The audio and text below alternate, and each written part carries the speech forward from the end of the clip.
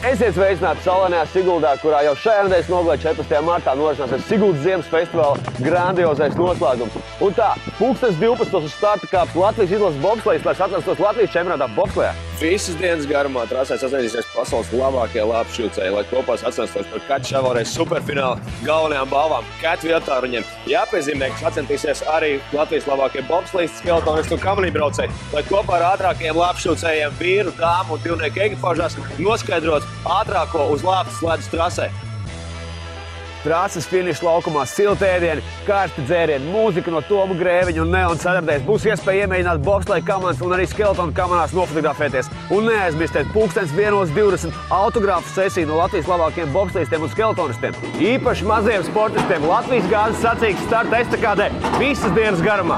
Arī Latvijas Republikas Saeimas frakcijas un pašvaldības sacensties nobraucienos pa Lučko trasi. 5. pēcpusdienā programmas Nagla Arčers Binders superstafete, kurā labākie Latvijas bobslejisti, skeletonisti un lāpšķūcēji sacensties par galveno balvu 1000 eiro, kurus tie ziedos labdarībai. Īpašas fotoorientēšanas sacensības trases teritorijā.